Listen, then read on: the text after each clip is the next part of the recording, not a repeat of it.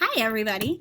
So today we're going to do a video lesson about identifying main ideas and details in a text that we're writing. We've been working a lot on pulling out evidence to help us think and analyze. And so now we're going to get into a little more detail about what evidence we're looking at. So we're going to look at how a text is organized. And you know you have this lesson when you can organize information into main ideas and supporting details. And to do that, we're going to use a strategy called boxes and bullets. So what this comes out to is this. Nonfiction expository texts, or texts that are trying to teach us something or informing us of something, have an architecture or a way that they're built. When authors are trying to teach you something new, it's common that they will have big topics and ideas and then giving you some more information by giving you details that fit with those big topics and ideas. Sometimes the main idea comes first and then they follow it with the details. Other times you're going to need to read all the details and then you'll come to the main idea in the conclusion. Other times, the main idea is stuck in a sentence somewhere in the middle. So the idea is as you read, it helps your understanding if you organize the information, figuring out which of the sentences are those little bullets, the supporting details or the facts, and which sentences are boxes, main ideas or topics.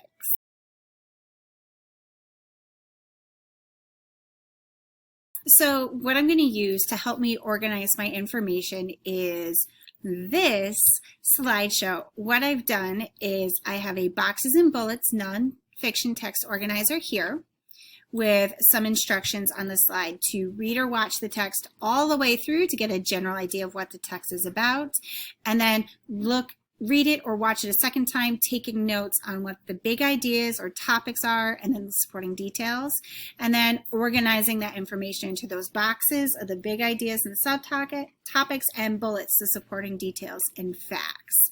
And then you're going to actually type it on this slide right here. So you notice this is kind of in edit mode. So the box is here where it says click to add title. That's where you're going to put your big idea and topic. And then over here it has bullets coming over here. And I'm going to literally use bullet points to list facts. So what we're going to do is we are going to watch a video. And when you're done watching the video, you're going to come back and I'll show you my boxes and bullets for the video that you just watched as an example. To help families refinance their homes, to invest in things like high-tech manufacturing, clean energy, and the infrastructure that creates good new jobs.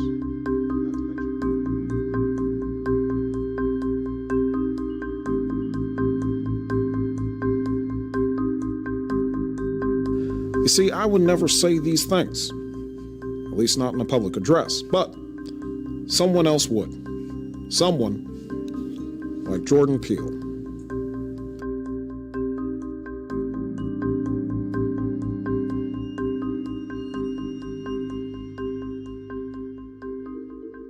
It's sort of learning to recreate that person's face by looking at the thousands of images over and over and over. Like a lot more research than you would think would go into making a goofy video or something like that. Truly surprising for me. Yeah, I was just really surprised. I didn't do any after touching on that video. That was just using the technology that was available from the machine learning side.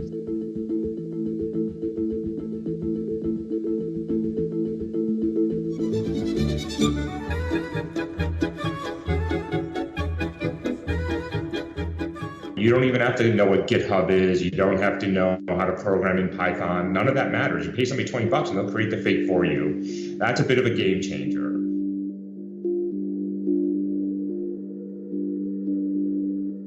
You know, the everyday person who the deep fake sex video emerges in a Google search of your name, where for that person, it becomes almost impossible to debunk.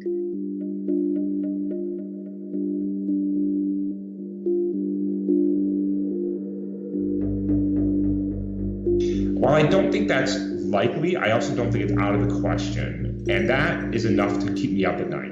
The margins are very, very thin. The last national election here in the US was 80,000 votes in 3 states. You don't have to fool tens of millions of people. I don't think a deepfake will become a big political issue during the course of the campaign. Think about a well-placed rumor before an IPO. I think a lot of these things were problems already. And so it's unclear to me how much machine learning really, adds to those problems. I find it very difficult to sort of believe that there is something so uniquely devastating about video.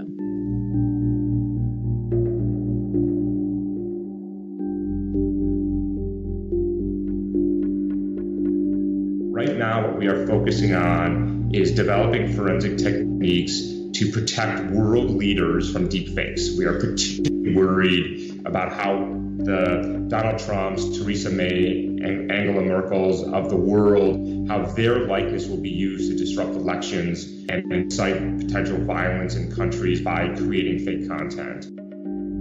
There's some fun and entertaining and interesting applications, but there is a weaponization of the technology. And I simply advocate that we as technologists, we acknowledge it and we start thinking not after the fact, but before the fact, how can we start putting some safeguards in place?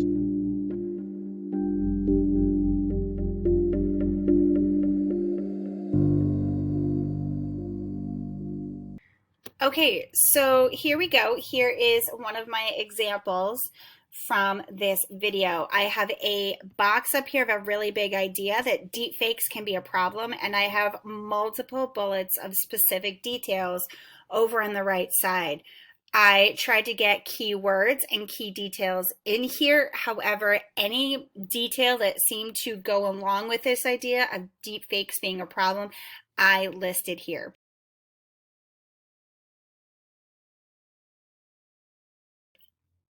One thing I do want to point out is this was a topic that came up at the end of the video, and a lot of the video seemed focused on that. And this was probably the big impression most people left this video with, but this was not the only idea that came up.